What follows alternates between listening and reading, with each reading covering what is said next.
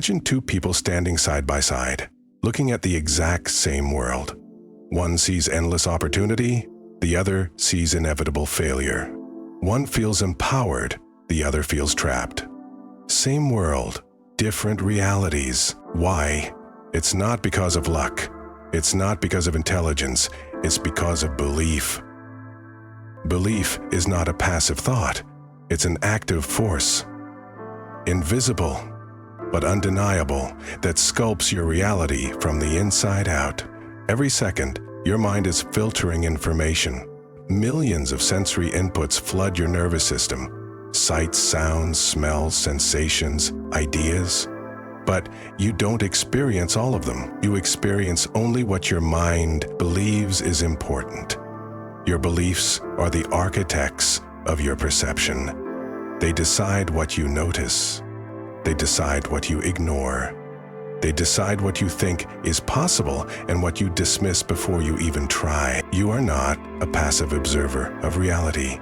You are a participant, a co-creator, and the tools you are using, moment by moment, are your beliefs. This is not just philosophy. It's neuroscience. The human brain is a predictive machine. It doesn't just react to the world, it constantly predicts what's about to happen based on past experiences and internal models. Your beliefs literally shape the information your brain processes. When you believe the world is hostile, your brain constantly scans for threats and ignores signs of safety. When you believe you are capable, your brain notices opportunities others overlook. When you believe you are powerless, your brain edits out possibilities before you even consciously know they existed. Belief is not decoration, it is construction. It builds the walls, the doors, and the windows through which you experience life. And yet, most people never consciously choose their beliefs. They inherit them, they absorb them, they adapt to them unconsciously through childhood culture, trauma, repetition. I'm not good enough. I have to earn love. The world is dangerous. Dreams are for other people. These beliefs run silently in the background, scripting your life like invisible authors. And because they feel so familiar, you rarely question them. They don't feel like beliefs, they feel like truths. But what if they're not truths? What if they're simply stories? What if the limitations you live by are not reflections of objective reality, but reflections of outdated, inherited beliefs you never chose? What if the boundaries of your life are made not of facts, but of assumptions? Here's the great question. If belief shapes reality, then what reality could you create if you dared to change your beliefs? If your mind is not just a mirror but a lens, then what would happen if you polished that lens? If you challenged the old distortions? If you rewrote the assumptions carved into your inner world? What new possibilities would emerge? What new identity could you embody? What new life could you step into? Not by forcing the external world to change, but by changing the way you meet it. You were born with the extraordinary power to participate in the creation of your own reality. But that power lies dormant until you awaken it. And the awakening begins with one radical act: questioning what you have always believed, not blindly, not recklessly, but curiously. Because the most dangerous cages are the ones you can't see. And the most profound freedom begins the moment you realize the bars were never real. They were only beliefs. The hidden problem is not that you have beliefs. It's that your beliefs have you. Without realizing it, you live inside a mental architecture you didn't build, but which now defines the walls of your world. Most of your core beliefs were formed when you were too young to question them. The world is safe, or the world is dangerous. I am worthy, or I must prove my worth. I am capable, or I am doomed to fail. And once installed, These beliefs became the silent blueprint through which your brain began constructing reality itself. The most dangerous beliefs are not the ones you shout. They are the ones you never even think to question. Psychologically, this phenomenon is rooted in cognitive biases and neural pathways. Confirmation bias. Your mind selectively notices information that confirms what you already believe and ignores information that challenges it. Neuroplasticity. The brain strengthens neural connections that are used repeatedly. Beliefs, once formed, create pathways that become default highways in your thinking, reticular activating system. This part of your brain filters what sensory information gets noticed. It literally highlights experiences that match your internal beliefs. In other words, beliefs are not passive thoughts. They are active sculptors of attention, perception, emotion, and memory. What you believe, you perceive. What you perceive, you respond to. What you respond to, you reinforce.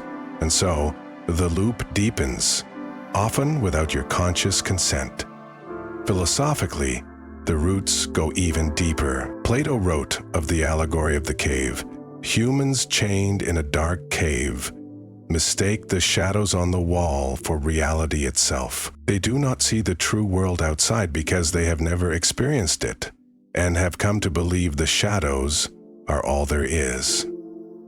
In many ways, this is still true. We live inside caves of inherited belief, cultural stories, family narratives, historical traumas, and because we have never stepped outside, we mistake the shadows for truth. Nietzsche pushed further, arguing that all knowledge is interpretation, that human beings must have the courage to create their own values rather than accept inherited ones. Carl Jung spoke of the collective unconscious, vast layers of archetypes and patterns that shape human belief systems before individual awareness even develops. Belief is not just personal. It is ancestral. It is cultural. It is historical. You are not just fighting your own doubts.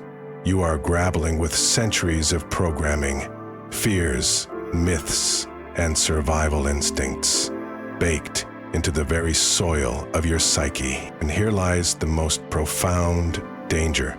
When you mistake a belief for reality, you stop looking for doors. You stop questioning. You stop imagining. You stop growing. Because why bother if the world is just the way it is? Beliefs become invisible architects of despair. You don't have to imprison someone physically if you convince them mentally that escape is impossible. They will build the prison themselves. They will patrol the walls themselves. They will hand you the keys and thank you for the favor. This is why some people, even in freedom, live like captives, and others, even in captivity, live like visionaries. It is not the chains on the outside. It is the chains on the inside, the invisible assumptions that say, "I'm too old to change. I'm not creative enough. I'm too broken. I'm not meant for more." These are not truths. They are stories. Stories told so many times that the brain builds highways around them. Stories reinforced by culture, by trauma, by repetition. But still, stories. Not destiny. Not law. Not unbreakable. The real tragedy is not that you were taught to believe small things. It's that you forgot you could ever believe differently. The problem is not belief. The problem is unconscious belief. Beliefs left unexamined grow roots in your mind, in your emotions, in your identity, until you can no longer tell where the story ends and you begin. And unless you awaken, unless you question, unless you rebel gently but fiercely against the inherited script, you will unknowingly live a life written by ghosts. Beliefs don't just color how you see the world. They build the world you live in, and when your beliefs remain unconscious, outdated, or poisoned by fear, the consequences ripple outward into every corner of your existence. Most of the destruction happens quietly. You don't hear a crash. You don't see a collapse. You simply wake up day after day, feeling a little smaller, a little dimmer, a little less alive. First consequence, dreams that die in silence. When you believe something is impossible, you don't fight for it. You don't even let yourself want it. You kill the dream before it is even born. Because it is safer to mourn what never lived than to risk loving something that might be lost. This is the first and most devastating cost of unconscious belief. The silent graveyard of dreams you never dared to name. The career you never pursued. The love you never opened to. The art you never created. The life you never built, not because it was impossible, but because you believed it was. Second consequence, self-sabotage and invisible walls. When you unconsciously believe you are unworthy, unsafe, or doomed to fail, you act accordingly. Even when opportunity knocks, you procrastinate, push away good things, choose chaos over stability, shrink when you should rise. And when it all falls apart, you tell yourself, "See, I knew it." You mistake the self-fulfilling prophecy for evidence, not realizing it was the belief itself that shaped the outcome. Beliefs become invisible walls, and you become your own jailer. Third consequence, chronic anxiety and defensiveness. Beliefs don't just sit in your mind, they live in your body. When you believe the world is dangerous, your nervous system stays on high alert. Even when you're safe, you scan for betrayal where there is loyalty. You brace for attack where there is love. You expect failure where there is possibility. Your body prepares for battles that may never come, and in the process, you exhaust your spirit. Anxiety becomes not a response to real danger, but a conditioned loyalty to ancient fears. Fourth consequence, shrunken identity. You are not born with a fixed identity. You build your identity through actions, and you choose your actions based on what you believe is possible. When you believe you are small, you act small. When you believe you are powerless, you act powerless. When you believe you are broken, you act broken. Over time, you forget that any other self is possible. You mistake the cage for your skin. You mistake the echoes for your voice. You lose not only your dreams, you lose yourself. Fifth consequence, a narrowed perception of reality. The world is vast, layered, multidimensional. But when you live trapped by rigid beliefs, you see only a sliver of what is available. You miss opportunities hidden in plain sight. You miss allies disguised as strangers. You miss miracles mistaken for coincidences. You live in a cardboard cutout version of life, while the real, wild, beautiful world dances just outside the frame. You are not stuck because reality is small. You are stuck because your beliefs have made it small.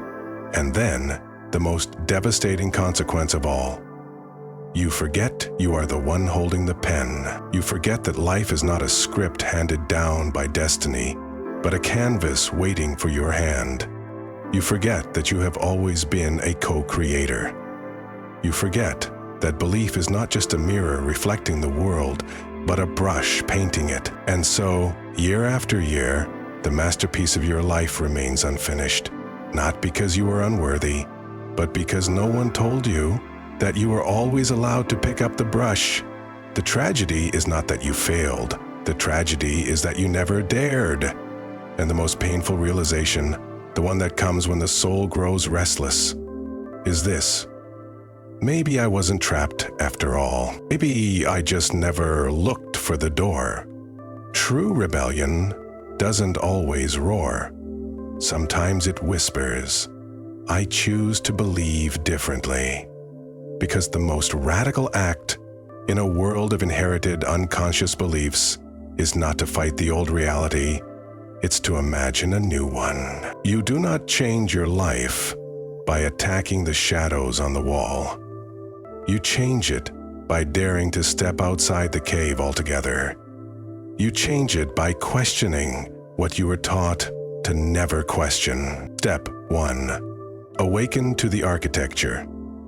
You cannot rebuild a house if you don't realize you're living inside it. Start noticing the scaffolding of your reality. What assumptions do you make about yourself automatically? What patterns do you repeat without thinking? What possibilities do you dismiss without exploration? Become a quiet detective of your own mind. Catch the whispers that say, "People like me can't. It never works out anyway. I'm just not the type who..." These are not facts. They are early drafts, and you are allowed to edit them. Step 2. Question the foundations. Every belief was once a hypothesis, a guess, a coping mechanism. Few were chosen consciously. Ask yourself, who taught me to believe this? Under what circumstances did I form this belief? Is it absolutely true? Or was it simply true once for someone, somewhere? Treat your mind like an archaeological dig.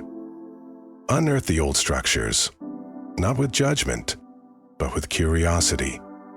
Because curiosity, not force, is the antidote to unconscious belief. Step 3.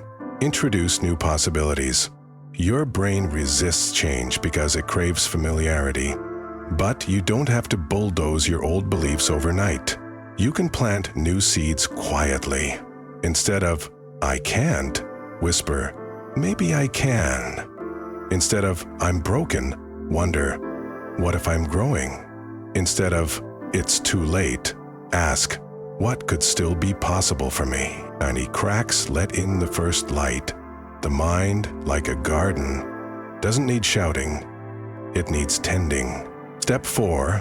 Practice identity shifting. You don't just act according to what you believe. You believe according to who you think you are. Thus, transformation begins not just with new thoughts, but with a new self-concept. Start small. See yourself as someone who is learning, not failing. See yourself as someone who experiments, not someone who risks everything. See yourself as someone becoming, not someone lost. Identity is not fixed. It is a painting, not a photograph. And you hold the brush. Step 5. Gather new evidence. Your brain loves evidence. If it believes something, it will search for proof. So offer it proof, consciously. Seek out moments when things did work out, times when you did grow, evidence of kindness, opportunity, beauty. The more you notice these, the more your brain will start to highlight them automatically. And slowly your lens will shift. You will stop living inside a survival story and start living inside a creation story. Step 6. Commit to daily micro-rebellions. Beliefs do not change once, they change daily. Every time you speak a dream aloud despite fear, choose curiosity over cynicism. Act as if growth is possible, even when doubt screams otherwise. You are rebelling against the old reality. You are writing a new chapter, not by waiting for permission, but by believing it is already yours to write. Rebellion does not always feel dramatic. Often, it feels like exhaustion, like awkwardness, like choosing hope for the 100th time without guarantees. But make no mistake, every small act of conscious belief is a hammer against the old walls. Every quiet maybe is a match struck against the dark. Every trembling first step is a crack in the prison of the past. You do not have to fight the entire castle of your conditioning overnight. You only have to begin. Stone by stone, breath by breath, choice by choice. Because the truth is, reality will bend. Not immediately, not effortlessly, but inevitably when you change the beliefs that build it. At the center of it all, beyond science, beyond philosophy, beyond psychology, lies one quiet, overwhelming truth. Reality is not just something you walk through, it is something you build with every breath, every thought, every act of belief. You are not a spectator. You are not a prisoner. You are a sculptor. And belief is your chisel. You were taught to think of belief as something optional, something ethereal, sentimental, disconnected from real life. You were wrong. Belief is architecture. It is the blueprint of your emotions, the framework of your decisions, the silent compass guiding every step you take. Belief decides what you see and what you are blind to. Belief decides what you dare and what you surrender before the battle even begins. Belief decides not just how you feel about life, but what kind of life is even possible for you to experience. And here's the most powerful realization. Belief is a choice. Maybe not at first, maybe not easily, but once you awaken, once you see the invisible hands shaping your reality, you can choose differently. You can choose to believe in growth, even when fear screams. You can choose to believe in possibility, even when the path is fogged. You can choose to believe in your own agency, even when the world has taught you to feel powerless. You can pick up the pen. You can redraw the map. You can step into the story you were meant to write. The old beliefs will fight to stay. They will masquerade as logic, as caution, as common sense. They will whisper, stay small, stay safe, stay predictable. But you will know, safety is not found in shrinking. It is found in expanding. It is found in living fully, even imperfectly. It is found in daring to meet life not with a shield, but with open, courageous hands. You were not born to inherit the old walls. You were born to plant new gardens. You were not born to memorize the old stories. You were born to tell new ones. You were not born to bow to the patterns of fear. You were born to carve new pathways of freedom. Belief is not a mirror of what has been. It is a bridge to what can be. And the act of choosing consciously, choosing bravely, choosing daily, is the act of becoming. Today, right now, in this breath, you can believe something new. It doesn't have to be grand. It doesn't have to be perfect. It only has to be yours. A belief you chose with your eyes open and your soul awake. A belief that says, I am not bound by my past. I am not limited by old fears. I am not condemned to repeat old patterns. I am here to create. I am here to live awake. I am here to shape reality, one brave belief at a time. And when enough small brave beliefs are planted, the landscape of your life will change. It cannot help but change, because reality, at its deepest level, is malleable, and the mind that shapes it is yours.